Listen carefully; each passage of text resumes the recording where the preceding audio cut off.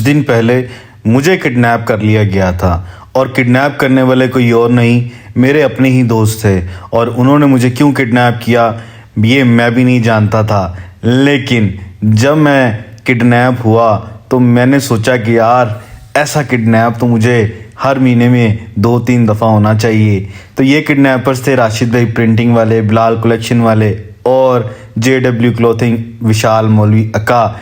इन लोगों ने मुझे रातों रात किडनैप किया और ले गए मुझे नथिया गली। कहने लगे कि यार रावलपिंडी में हमने दुकान ओपन करनी है, तो वहाँ पे दुकान देखनी है, तो हमारे साथ चलना है, बस कुछ देर में हम आ रहे हैं वापस। यूं ही आपका भाई उनके साथ बैठ गया और बहकावे में आ गया और चला गया इनके साथ। और एक दिन का कुछ घंटों का कहकर 3 दिन मुझे वहाँ किडनैप किया और जो सर्विसेज दी, आय हाय हाय हाय मज़े। भाई नथिया गली में रात स्टे किया, तो रात स्टे करने से पहले हम लोग इतना डर गए थे क्योंकि ना नथिया गली में बंदा ना बंदे की ज़ात थी। वहाँ पर हर होटल में जाकर आपका भाई ऐसे लग रहा था जैसे यहाँ पे कोई है ही नहीं। ये एक भूतिया इलाका मुझे लग रहा था उस रात। बड़ा परेशान हो गया मैं, क्योंकि ये किडनैपर्स मुझे जहाँ रखना चाह रहे थे वहाँ पर कोई जगह इनको ऐसी नहीं मिल रही थी कि जहाँ भी अच्छी जगह पे मुझे रख सकें। तो मैंने इनको कहा था किडनैप तो कर लिया है मुझे, मेरे घर से तुमने उठा तो लिया, अब इंजॉय ना हुआ तो भाई तुम पे ऐसा केस करवाऊंगा कि तुम्हें या नानी याद आ जाएगी तुम्हारी। तो भाई फिर क्या करना था कि सारी रात हम लोग होटल ढूंढते रहे।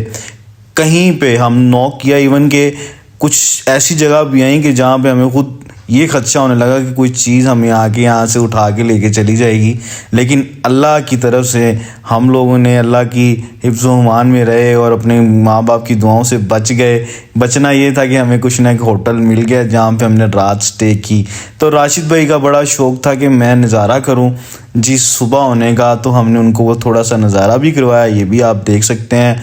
रात बहुत ठंडी थी, लेकिन भाई होटल ना मिलने की वजह से क्या कर सकते हैं। तो क्या था, होटल इस वजह से ना मिला कि यार यहाँ पर मामला ही ऐसे थे, ना बंदा ना बंदे की ज़ात। फिर एक अल्लाह का बंदा हमें मिला जिसने हमें होटल दिखाया। होटल को सुबह गुड बाय कहकर हम लोग नथिया गली से निकल गए। और हमारा शौक़ था कि कहीं पे हम ट्रैक करना चाहते हैं, क्योंकि इतनी बिज़नेस डील की हैं, इतना काम किया, उसके बाद थक गए थे। और राशिद भाई प्रिंटिंग वाले क्या मामला बनकर बैठे थे कोई पता नहीं था। यहाँ से हम लोगों ने इरादा किया कि हम मुश्कपुरी टॉप पर जाते हैं, जहाँ का एक्सपीरियंस हमारा अच्छा नहीं रहा। पता नहीं वहाँ पर वेदर अच्छा नहीं था या हम लोग किसी गलत दिन चले गए थे।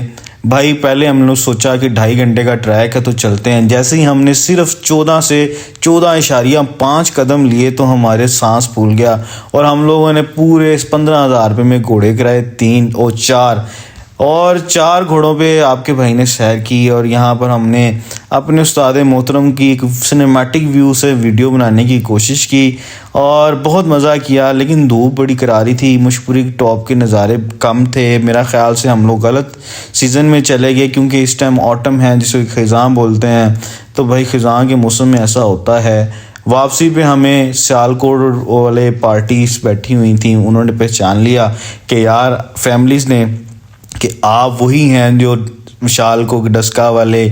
फिर मुझे पहचाना कि आप लाहौर वाले और राशिद भाई प्रिंटिंग वाले, हम सबको पहचाना और हम सबसे हेलो हाय करने के बाद वो आगे चले गए, बल्कि पीछे रह गए, हम घोड़ों पे आगे चले गए। घोड़ों का सफ़र बहुत मज़ेदार था। कहीं पे ट्रैकिंग ऐसी थी कि जहाँ से हमें उतरना पड़ता था, घोड़ों को खुद ड्राइव करके आगे लेके जाना पड़ता था। बट यार जितना पावरफुल ये घोड़ा था, मज़ा आ गया। तो ये विशाल भाई हमारी वीडियो बना रहे थे, लेकिन पता नहीं इनको घोड़े की